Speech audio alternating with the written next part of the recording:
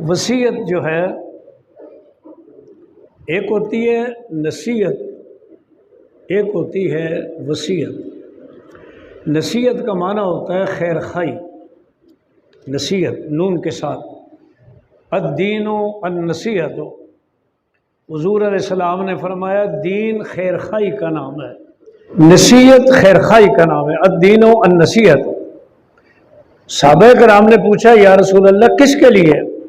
فرمایا اللہ کے لیے، اللہ کے رسول کے لیے، مسلمانوں کے حکمران کے لیے اور عوام الناس کے لیے۔ اللہ کے لیے خیر خواہی کیا ہے کہ اللہ کو ایک مانے، وحدہ لا شریک مانے، یہ اللہ کے لیے بھلائی چاہنا ہے، اس کے ساتھ شریک ٹھہرایا تو خیر خواہی تو نہیں ہے، اس کا حکم مانے۔ اللہ کے رسول کے لیے خیر خواہی کیا ہے؟ آپ پر ایمان لائیں، آپ سے محبت کریں، آپ کی تعظیم کریں، آپ کی اتباع کریں، آپ کی اطاعت کریں۔ اور بڑی لمبی یہ تو تقریروں کی باتیں ہیں، اگر کچھ لمبا کرنا چاہیں تو بہت لمبی بات ہو سکتی ہے۔ حکمرانوں کی خیر خواہی یہ ہے کہ حکمران اگر غلط راستے پر چلیں تو ان کو سمجھا دیں۔ حضرت صدیق اکبر رضی اللہ تعالیٰ نے یہی بات فرمائی تھی جب آپ خلافت پر متمکن ہوئے تھے کہ میں تم نے مجھے بنایا، میری تو کوئی غرض نہیں تھی اور میں تم سے بہتر نہیں ہوں، اگر میں صحیح چلوں تو میری مدد کرو، اگر میں ٹیڑھا ہو جاؤں تو مجھے پکڑ کر سیدھا کر دو۔ یہ سیاست حضرت صدیق اکبر کی اگر آج دنیا میں نافذ ہو جائے، سارے سیاسی جھگڑے بھی ختم ہو جائیں، معاشرہ بھی ٹھیک ہو جائے۔ تو بہرحال اس پر لمبی بات میں نہیں کرتا۔ حکمرانوں کی خیر خواہی یہ ہے کہ ان کو اچھی بات بتائیں، اگر وہ غلط ہوں تو ان کو آرام سے سمجھا دیں کہ جناب یہ آپ کا طریقہ ٹھیک نہیں۔ اور عام مسلمانوں کی خیر خواہی بھی ہے کہ جو ان کے بھلے کا کام ہو وہ ان کو بتا دے۔ بعض اوقات خیر خواہی کڑوی لگتی ہے کیونکہ کڑوی گولی ہی فائدہ دیتی ہے اگرچہ وہ کڑوی ہوتی ہے، تو اگر اس کو آپ اچھی بات بتا دیں کہ جناب نماز پڑھا کرو، تو بظاہر بعض لوگوں کو تکلیف تو ہوتی ہے، وہ آپ سے سخت کلامی بھی کرے گا، جا کدھر سے مولوی آ گیا تو، لیکن آپ اس کی پرواہ نہ کریں، آرام سے کہہ دیں جناب ہم مسلمان ہیں، ہمیں نماز پڑھنی چاہیے۔ ڈر لگتا ہے تو یہ کہہ دیں کہ ہمیں نماز پڑھنی چاہیے، اس کو نہ کہیں، ایک اجتماعی طور پر کہیں۔ یہ خیر خواہی، برائی دیکھ کر کے بھی چپ رہنا، جن کو چپ نہیں رہنا چاہیے، یہ خیر خواہی نہیں۔ تو وہ ہے نصیحت۔ وصیت کا معنی ہوتا ہے کسی کو اپنے مال کے ساتھ ملانا، اور یہ ہوتا ہے کہ وصیت آپ اپنے مال کی کریں گے۔ اگر آپ کے پاس مال ہے اور وصیت کرنا چاہتے ہیں تو پھر آپ وصیت کریں گے۔ وصیت کے مسائل آپ پڑھ بھی چکے ہوں گے کہ اس میں یہ ہوتا ہے کہ کل مال کی وصیت نہیں کر سکتے۔ جب مر جاتا ہے آدمی یا مرنے کی حالت میں ہوتا ہے، بستر مرگ پر ہوتا ہے، تو اس وقت 2/3 مال کا تعلق وارثوں کا ہو جاتا ہے، وارثوں کے ساتھ کا تعلق 2/3 مال کے ساتھ ہوتا ہے۔ اس مرنے والے کا 1/3 ہوتا ہے، اگر وصیت کرے تو 1/3 تک وصیت کر سکتا ہے، اس سے زیادہ وصیت نہیں کر سکتا۔ دوسری بات، یا حدیث میں بھی آپ کا ترجمہ اکا دکا حدیث کا کراؤں گا۔ دوسری بات یہ ہے کہ حضور علیہ السلام نے یہ فرمایا کہ وصیت اگر تمہارے رشتہ دار یعنی تمہارے جو وارث ہیں وہ اگر کمزور ہیں مالی اعتبار سے، تو پھر وصیت کرنے کی بجائے ان کے لیے مال چھوڑ دو۔ تم دوسروں کے لیے وصیت کرو، وہ لوگوں کے سامنے ہاتھ پھیلاتے پھریں، تو بجائے اس کے کہ دوسرے کے لیے وصیت کریں، وہ ان کے لیے مال چھوڑ دیں، وصیت نہ کریں یا تہائی سے بھی کم کریں، لیکن ان کو لوگوں کے سامنے ہاتھ پھیلانے کے لیے نہ چھوڑیں۔ ایک بات۔ تیسری بات یہ ہے کہ وارث کے لیے وصیت نہیں ہو سکتی، کیونکہ وارث کو تو وراثت میں سے ایسا ملتا ہے، اس کے لیے وصیت کیسی ہوگی؟ لیکن اگر تمام وارث راضی ہو جائیں، ایک وارث کے لیے اگر وصیت کرتا ہے، مثلا ایک بیٹا جو ہے وہ کمزور ہے، اس کے لیے وصیت کرتا ہے، تو اگرچہ وہ وارث بھی ہے، وراثت بھی لیتا ہے، اور سارے وارث باقی جو ہیں وہ راضی ہو جائیں کہ ہم اس پر متفق ہیں تو پھر اس کے لیے وصیت ہو سکتی ہے۔ کیوں؟ اس لیے کہ اب جو مال ادھر آئے گا تو وہ ان کی مرضی سے آئے گا، جن کا حق ہے وہ اپنے حق میں سے اس کو گویا کہ دے رہے ہیں اور اپنا حق چھوڑ رہے ہیں، تو پھر جائز ہے، ان کی مرضی کے بغیر جائز نہیں ہے۔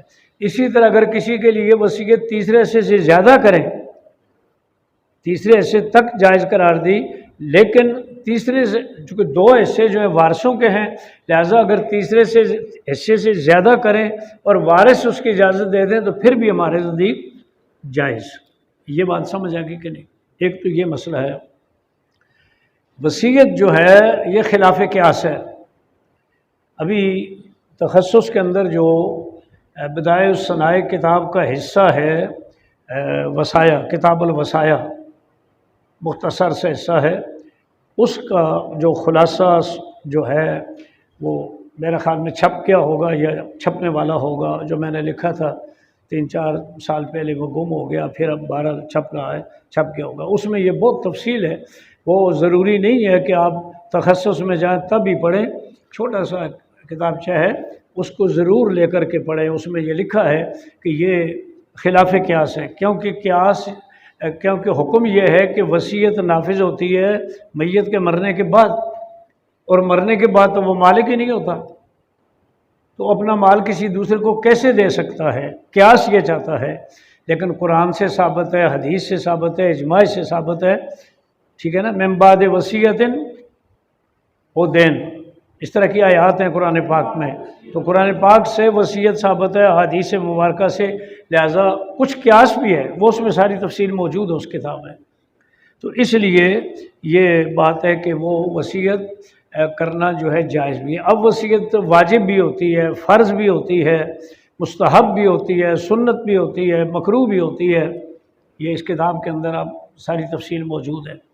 تو مثلا یہ ہے کہ آپ پر فرض نمازیں رہ گئیں، آپ کے روزے رہ گئے، تو آپ پر لازم ہے کہ وصیت کر جائیں کہ میرے یہ روزے جو ہیں ان کا فدیہ ادا کیا جائے، اسی طرح نماز کا بھی فدیہ ادا کیا جائے، کیونکہ نماز اور روزہ یہ جسمانی عبادت ہیں، ان میں نیابت نہیں ہو سکتی، کسی کی جگہ کوئی روزہ نہیں رکھ سکتا، نماز نہیں پڑھ سکتا۔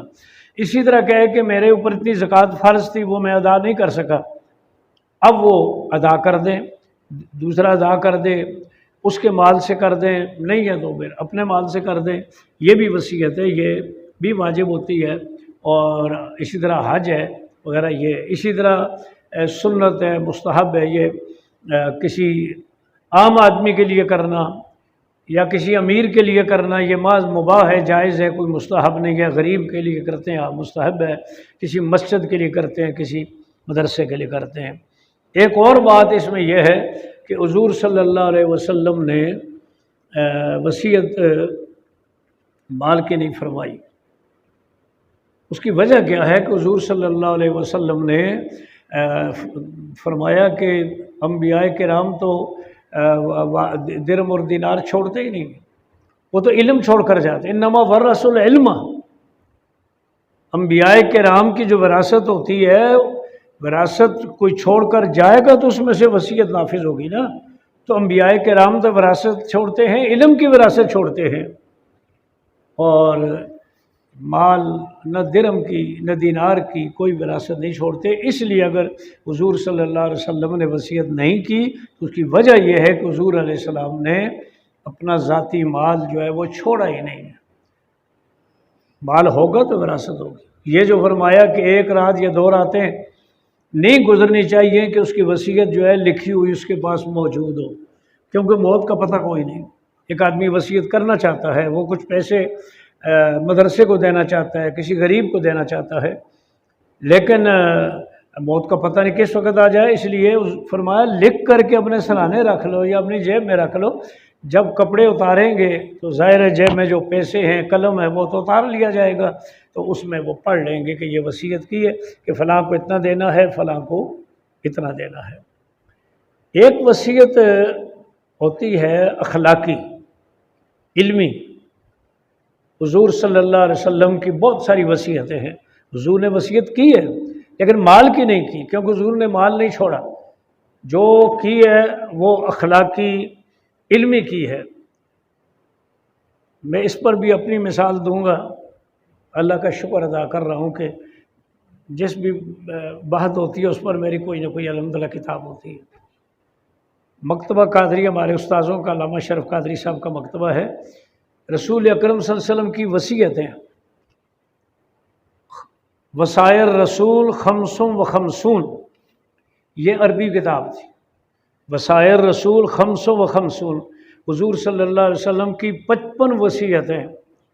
ہر وصیت آپ کے، چونکہ زیادہ میں اب جمعوں کا ہی فکر ہوتا ہے، اپنی عمل کا معاملہ ذرا کم ہی ہوتا ہے، بس جمعے پر تقریر کرنی ہے کہاں سے لیں، تو آپ کی 55 تقریریں بھی ان میں ہو سکتی ہیں۔ ایک وصیت لے لیں، اس پر آپ ایک جمعہ پڑھا دیں، دوسری کر لیں اگر آپ۔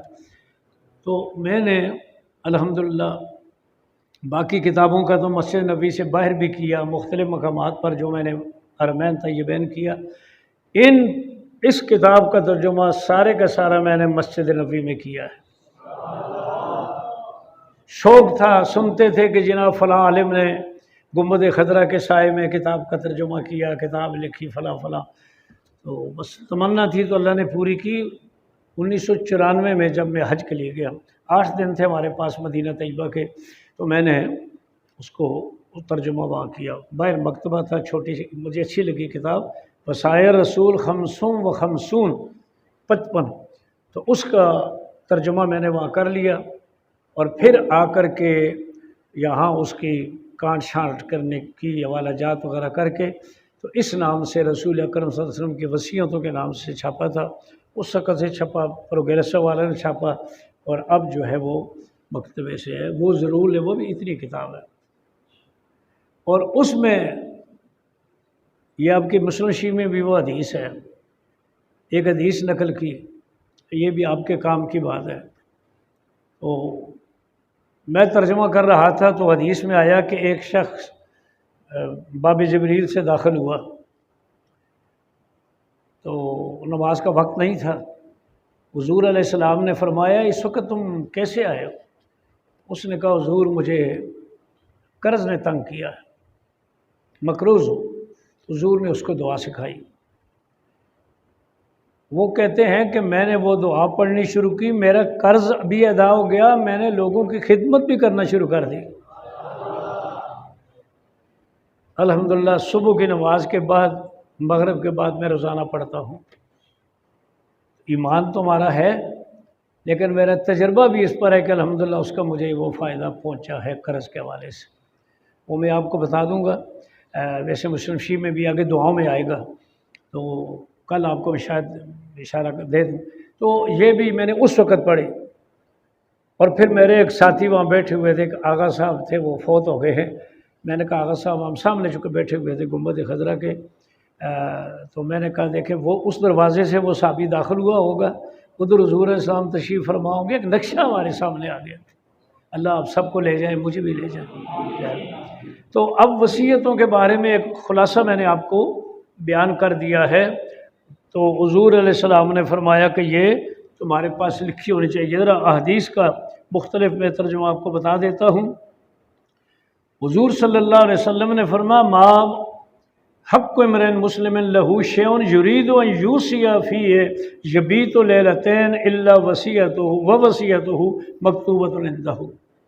جو مسلمان مال رکھتا ہو اور وصیت کرنے کا ارادہ کرتا ہو تو اس کے لیے یہ حق نہیں ہے کہ وہ 2 راتیں بھی ایسی گزریں کہ وہ وصیت اس کے بعد لکھی ہوئی نہ ہو۔ یہ کسی جگہ 1 رات کا ذکر ہے، اصل مراد 1 یا 2 راتیں نہیں ہیں، مطلب یہ ہے کہ ہر وقت اس کے بعد لکھی ہونی چاہیے۔ اس کی وجہ یہ ہے کہ موت کا کوئی پتہ نہیں ہے کہ کس وقت آ جائے۔ ایک تو یہ ہو گئی جی۔ آگے اسی طرح یہی حدیث مختلف والوں سے حضرت عامر ابن سعد اپنے والد سے روایت کرتے ہیں، وہ کہتے ہیں کہ حضور صلی اللہ علیہ وسلم حجۃ الوداع کے موقع پر میری عیادت کے لیے تشریف لائے۔ عادنی، میری عیادت کی، من وجعین، مجھے ایسا درد تھا، ایسی تکلیف تھی، اشفیت منہ علی الموت۔ اشفیت شفاق کنارے کو کہتے ہیں، یہ ہونٹ بھی چونکہ کنارہ ہے، ان کو بھی شفتین کہتے ہیں، ٹھیک ہے نا، کنتم علی شفا حفرۃ من النار، تم جہنم کے گڑھے کے کنارے پر پہنچ چکے تھے۔ پھر حضور کا میلاد ہو گیا، ولادت نہیں کہتا میں، میلاد ہو گیا۔ تو حضور کی میلاد سے پھر کیا ہو گیا؟ جہنم سے بچ گئے۔ اب میلاد پر بھی اعتراض ہو، یہ میلاد تو جہنم سے بچانے کے لیے حضور کا میلاد ہوا ہے کہ نہیں؟ تو کوئی غلط معنی تو نہیں کر رہا؟ حضور کی ولادت ہوئی ہے تو ہم ان خرابیوں سے بچے ہیں نا۔ تو کنتم شفا علی شفا حفرۃ من النار، شفا کا معنی کنارہ ہوتا ہے۔ وہ کہتے ہیں مجھے اتنا درد تھا کہ میں موت کے کنارے پر پہنچ چکا تھا، حضور میری عیادت کے لیے تشریف لائے۔ میں نے کہا یا رسول اللہ بلغنی ما تری من الوجع، مجھے وہ درد پہنچا ہے، تکلیف پہنچی ہے جو آپ دیکھ رہے ہیں۔ وَأَنَا ذُو مَالٍ، اور میں مالدار ہوں۔ وَلَا يَرِثُنِي إِلَّا ابْنَةٌ لِي وَاحِدَةٌ، اور میرا کوئی وارث نہیں ہے، صرف ایک میری بیٹی وارث ہے۔ اَفَتَصَدَّقُ بِثُلُثِ مَالِي، کیا میں اپنے مال کا 2/3 صدقہ کر دوں؟ قال لا، فرمایا نہیں۔ کیا میں اتصدق بشطر، کیا اس کا نصف صدقہ کر دوں؟ قال لا، فرمایا نہیں۔ قال لا الثلث والثلث کثیر، فرمایا اگر کرنا ہی چاہتے ہو تو تیسرا حصہ کرو۔ یہ صدقہ یعنی وہی وصیت، صدقے کی وصیت، اگر کرنا بھی یہ کرو، لیکن الثلث کثیر، تیسرا حصہ بھی زیادہ ہے۔ انک ان تذر ورثتک اغنیاء، اگر تم اپنے وارثوں کو مالدار چھوڑو، خیر من ان تذرہم عالۃ، تو اس سے بہتر ہے کہ تم ان کو محتاج چھوڑو۔ عالۃ یتکففون الناس، کہ تم لوگوں کے سامنے ہاتھ وہ پھیلاتے پھریں، تم اپنا مال صدقہ کر دو، تمہارے وارث لوگوں سے مانگتے پھریں۔ تنفق نفقۃ تبتغی بہ وجہ اللہ الا اجرت بہ، تم اگر خرچ کرو، کوئی چیز خرچ کرو اللہ کی رضا کے لیے، تبتغی بہ وجہ اللہ، اس میں اللہ کی رضا تلاش کرو، مگر تمہیں اس پر اجر دیا جائے گا۔ حتی لقمۃ یا لقمتو، یہاں یہ خطہ جو ہے وہ حرف جار نہیں ہے، اس لیے جر نہیں آئے گا۔ حتیٰ کہ وہ لقمہ جو تم اپنی بیوی کے منہ میں ڈالو، اس کا بھی ثواب ملے گا۔ شاید پہلے ایک دن میں نے بتایا تھا کہ لقمہ تو ٹھیک ہے، لیکن مراد صرف لقمہ ہی نہیں ہے، مطلب یہ کہ بیوی کے لیے کما کر کے کچھ اس کو ایک دن تو لقمہ منہ میں ڈال لیا اور رات کو بیوی بھوکی ہے، بچے بھوکے، تو یہ تو حضور نہیں چاہتے تھے۔ مطلب یہ ہے کہ لقمہ ڈالنے سے مراد ہے کہ اولاد کے لیے، بیوی کے لیے جو تم مال کماؤ اور ان پر خرچ کرو، وہ تمہاری ذمہ داری بھی ہے، لیکن اس کا تمہیں ثواب بھی ملے گا، ذمہ داری بھی پوری ہوگی، ثواب بھی ملے گا۔ اور قال قلت یا رسول اللہ صلی اللہ علیہ وسلم اخلف بعد اصحابی، کیا میں اپنے ساتھیوں سے پیچھے رہ جاؤں گا؟ ان کا مطلب یہ تھا کہ وہ تو نکل جائیں گے، چلے جائیں گے مدینہ طیبہ، میں بیمار ہوں تو کیا میں یہاں رہ جاؤں گا، یا یہ کہ میری ابھی موت نہیں آئے گی۔ انک لن تخلف فتعمل عملا تبتغ بہ وجہ اللہ، فرمایا تم ہرگز پیچھے نہیں رہو گے، پس تم ایسا عمل کرو جس سے اللہ کی رضا تلاش کرو، الا ازددت بہ درجۃ ورفعۃ، کہ تمہاری زندگی اگر باقی ہے تو تمہیں اس کا فائدہ ہوگا کہ تم جو بھی عمل اللہ کی رضا کے لیے کرو گے، اس کے ساتھ تمہارا درجہ بلند ہوگا۔ وَلَعَلَّكَ تُخَلَّفُ، حضور یقین سے نہیں فرمایا کرتے تھے، لیکن بات حضور کی یقینی ہوتی تھی۔ فرمایا شاید کہ تم پیچھے رہ جاؤ گے، حتیٰ يُنْفَعَ بِهِ بِكَ أَقْوَامٌ وَيُضَرُّ بِكَ آخَرُونَ، حتیٰ کہ تمہاری وجہ سے کچھ قوموں کو فائدہ پہنچے گا اور کچھ کو نقصان پہنچے گا۔ یعنی یہ حضور کا علم غیب تھا، حضور نے بتا دیا کہ ساتھ ابھی تم فوت نہیں ہوگے، ابھی تم نے زندہ رہنا ہے، تم نے جہاد کرنا ہے، مسلمانوں کو تم سے فائدہ پہنچے گا، کفار کو نقصان پہنچے گا۔ یہ غیب کی خبری ہے نا، غیب نہیں تو اور کیا ہے۔ پھر حضور نے فرمایا اللہم امزس لاصحابی ہجرتہم، یا اللہ میرے صحابہ کی ہجرت کو جاری رکھ، برقرار رکھ، ولا تردہم علی اعقابہم، اور ان کو ایڑیوں کے پیچھے نہ کرنا۔ لیکن افسوس سعد بن خولہ پر، قال رسالہ، حضور نے ان کے لیے افسوس کا اظہار کیا من ان توفی بمکہ تھا، اس لیے کہ آپ کی وفات مکہ مکرمہ میں ہو گئی۔ مقصد اس کے کیا ہے؟ مقصد یہ تھا کہ صحابہ کرام نے مکہ مکرمہ سے مدینہ طیبہ کی طرف ہجرت کی۔ اگر وہ صحابہ کرام آتے ہیں تو آتے تو تھے حج کرنے کے لیے مکہ مکرمہ میں آتے، یا فتح مکہ کے طور پر ہے۔ اگر یہاں ہی رہ جاتے ہیں یا کوئی یہاں ہی فوت ہو جاتا ہے، بظاہر اس کی ہجرت گویا کہ نامکمل ہے، بظاہر، حقیقتاً تو وہ ہجرت کر گیا، حقیقتاً تو وہ مدینہ طیبہ کے باسی بن چکے ہیں۔ تو حضور نے یہ دعا فرمائی کہ یا اللہ میرے صحابہ کرام کی ہجرت کو برقرار رکھنا۔ کیا مطلب ہے کہ یہ مکہ مکرمہ آئیں تو یہ واپس مدینہ طیبہ چلے جائیں، ان کی وفات یا نہ ہو۔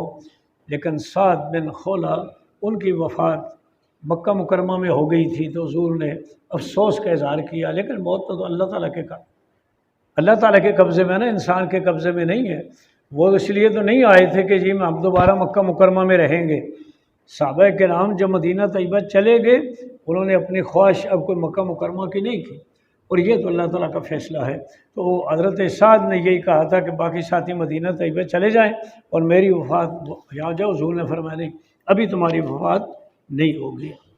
اچھا جی، آگے اسی طرح حدیث ہے جی، اور اگلی بھی حضرت سعد رضی اللہ تعالیٰ عنہ کی ہے، اور مصعب بن سعد پیچھے ان کے دوسرے بیٹے کی روایت تھی، اور یہاں جو ہے حضرت مصعب کی روایت ہے۔ انہوں نے پیچھے جو بیان کیا تھا حضرت عامر بن سعد، پہلے ان کی روایت تھی، اب مصعب بن سعد کی روایت ہے، اور آگے پھر اسی طرح وہی حدیث ہے۔ اور آگے یہ تھا کہ داخلہ علی سعد، حضور حضرت سعد کے پاس گئے عیادت کرنے کے لیے مکہ مکرمہ میں، تو وہ رو پڑے، فبکا۔ حضور نے فرمایا اب کیوں رو رہے ہیں؟ انہوں نے کہا مجھے ڈر ہے کہ میں اس زمین میں موت آ جائے جس سے میں نے ہجرت کی ہے۔ ان کی یہ گویا کہ تقوی پرہیزگاری تھا، ان کا خیال تھا کہ اگر مجھے مکہ مکرمہ میں موت آ گئی تو گویا میری ہجرت نامکمل ہوئی، ہجرت میری مکمل نہ ہوئی، تو اس پر میں رو رہا ہوں۔ تو حضور صلی اللہ علیہ وسلم نے فرمایا اللہ مشفِ سعدن، اللہ مشفِ سعدن، 3 مرتبہ فرمایا یا اللہ سعد کو شفا عطا فرما۔ پھر انہیں وہ مسئلہ پوچھا کہ میرا مال بہت زیادہ ہے، میری ایک بیٹی ہے، کیا سارے مال کی کروں؟ پھر آگے حدیث آپ پڑھ چکے ہیں، حضور نے منع فرمایا، 2/3 منع فرمایا، پھر 1/3، آگے وہی بات فرما دی کہ ایسا نہ ہو کہ تیرے رشتہ دار جو ہیں وہ لوگوں کے سامنے ہاتھ پھیلاتے پھریں۔ اچھا، یہ آگے حضرت ابن عباس رضی اللہ عنہ فرماتے ہیں کہ لو ان الناس غدوا من الثلث الى الربع فان رسولهم قال الثلث، کہتے ہیں کہ اگر لوگ ربع سے ثلث سے ربع کی طرف آ جائیں، یعنی حکم تو یہ ہے کہ زیادہ سے زیادہ ثلث کی وصیت کر سکتے ہیں، لیکن فرماتے ہیں چونکہ حضور نے وثلث کثیر فرمایا تھا کہ ثلث بھی زیادہ ہے، تو اس لیے اگر وہ ربع کی طرف آ جائیں تو زیادہ اچھا ہے، یعنی چوتھا ایسا وصیت کریں، تیسرا بھی نہ کریں، چوتھا کم ہے نا، چوتھا ایسا تیسرے سے کم ہے۔ تو حضور کے اس ارشاد کی روشنی میں کہ ثلث کثیر ہے، لہٰذا اگر ادھر آ جائیں، انہوں نے خواہش کا اظہار کیا کہ یہ زیادہ بہتر ہے۔ اگلی حدیث ہے کہ ایک شخص نے حضور علیہ السلام سے عرض کیا کہ میرا والد فوت ہو گیا ہے۔ اب اس میں یہ نیا باب ہے جی، پیچھے ذرا تھوڑی سی بات سمجھنے والی ہے۔ کہتے ہیں جی کہ استحب ان یوصى بثلث تبرعا، مستحب یہ ہے کہ تیسرے سے مال کی وصیت کرے بطور تبرع، بطور احسان، بطور نیکی۔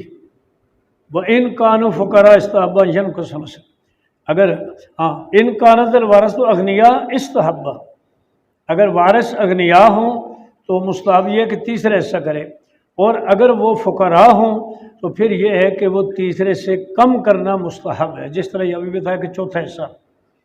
علماء کا اس زمانے میں، وہ اپنے زمانے کے امام نووی بھی فرما رہے ہیں، اس زمانے میں علماء کا اجتماع ہے کہ علی من لہو وارث لا تنفذ وصیتہ بزیادۃ علی الثلث الا باجازتہ، کہ اگر وارث ہوں تو اس کی وصیت تیسرے حصے سے زیادہ کرے تب بھی نافذ نہیں ہوگی، مگر یہ کہ وہ اجازت دیں۔ اور اس پر اجماع ہے کہ ان کا نفوذ اس کا نفوذ تمام مال میں بھی وارثوں کی اجازت سے جائز ہے، یعنی اگر وارث اجازت دیں تو سارے مال کی بھی وصیت ہو سکتی ہے۔ وَأَمَّا مَن لَا وَارِثَ لَهُ، یہ تو ہے جس کا وارث کوئی نہ ہو، یہی ہے نا، من لہو وارث سے وارث ہو، اور جس کا وارث کوئی بھی نہ ہو تو پھر مذہبنا سے مراد ہے شافعی مذہب۔ میں نے آپ کو بتایا تھا کہ یہاں جو مذہبنا کہتے ہیں امام شافعی کا مذہب، امام شافعی کا اور جمہور کا مذہب یہ کہ نہیں صحیح اس کی وصیت، پھر بھی تیسرے حصے سے زیادہ نہیں ہے اگر وارث نہ بھی ہوں۔ وَجَوَّزَهُ ابو حنیفہ وَأَصْحَابُهُ، لیکن امام ابو حنیفہ اور آپ کے جو شاگرد ہیں رحمۃ اللہ علیہم، انہوں نے جائز قرار دیا ہے۔ کیوں؟ اس لیے کہ جب اس کا وارث صحیح کوئی نہیں ہے تو پھر سارا مال جو ہے وہ اللہ کے راستے میں دے سکتا ہے، بجائے اس کو کوئی اور لوگ کھائے جائیں، ہڑپ کر جائیں، تو اللہ کے راستے میں دے۔ تو اللہ کے راستے میں تو غریب بھی ہیں، مسکین بھی ہیں، بیوہ بھی ہیں، مسجد بھی ہے، مدرسہ بھی ہے، سب کچھ ہے۔ کیونکہ پہلے سارا مال جو ہے اس کی وصیت اس لیے نہیں کر سکتے تھے کہ 2/3 وارثوں کا تھا، تب تو وارث ہے ہی کوئی نہیں، تو لہٰذا سارا مال جو اس کی وصیت کر سکتا ہے کہ جی میرا سارا مال جو ہے وہ جامعہ ویریہ کو دے دینا، جامعہ نظامیہ کو دے دینا، فلاں مدرسے کو دے دینا، فلاں مسجد کو دے دینا، ہمارے نزدیک جائز ہے۔ امام شافعی رحمۃ اللہ علیہ یہ اختلاف اپنے پاس ذہن نشین کرنا ہے، کتابوں میں لکھا ہوا ہے کہ وہ فرماتے ہیں کہ اگر وارث نہ ہوں تو پھر بھی تیسرے حصے سے زیادہ وصیت نہیں کر سکتا، لیکن اگر امام نووی آج کے زمانے میں ہوتے تو پھر وہی فتویٰ ہوتا جو امام ابو حنیفہ رحمۃ اللہ علیہ کا ہے، کیونکہ اگر تیسرا حصہ غریب کے لیے کرے گا تو باقی کس کو دے گا؟ باقی تو وہ ظالم لوگ ہڑپ کر جائیں گے، قبضہ کر جائیں گے اس کو، لہٰذا وہ کسی ادارے کو دے دے، مسجد کو دے دے، بیوہ کو دے دے تو ٹھیک ہے۔ اس کے بعد جو باب ہے جی اسی سے متعلق ہے، تقریباً ایک باب آپ کر لیں، تھوڑا سا وقت ہے، کہ صدقے کا ثواب میت کو پہنچتا ہے۔ اس میں حدیث یہ ہے جی کہ ایک شخص نے حضور علیہ السلام سے عرض کیا کہ میرے والد کا انتقال ہو گیا ہے، اس نے مال چھوڑا ہے لیکن کوئی وصیت نہیں کی کہ کس کو دینا ہے کس کو نہیں دینا ہے، تو کیا میں اپنی طرف سے اپنا مال ان کی طرف سے صدقہ کروں، مال اپنا ان کی طرف سے صدقہ کروں تو کیا ان کے گناہ معاف ہو جائیں گے؟ فرمایا ہاں۔ اس کا مطلب یہ ہوا کہ اگر میت نے وصیت نہیں کی تو وارث اگر اپنی طرف سے صدقہ کرتے ہیں ان کے ایصال ثواب کے لیے تو یقیناً ان کو فائدہ پہنچتا ہے۔ یہ کہنا کہ میت کو کوئی فائدہ نہیں پہنچتا جب تک وہ اپنے خود عمل نہ کرے، یہ بات غلط ہے، فائدہ پہنچتا ہے۔ اس کے حوالے سے جو آیت پیش کی جاتی ہے اس کا میں انشاءاللہ کل آپ کو تھوڑی سی وضاحت کروں گا۔ حضرت عائشہ صدیقہ رضی اللہ عنہا نے روایت کیا کہ ایک شخص نے حضور علیہ السلام سے کہا کہ میری ماں کا انتقال ہو گیا اور میرا خیال یہ ہے کہ اگر وہ کوئی کلام کرتی تو صدقہ کرتی، تو کیا میرے لیے اجر ہے کہ میں اس کی طرف سے صدقہ کروں؟ حضور نے فرمایا ہاں۔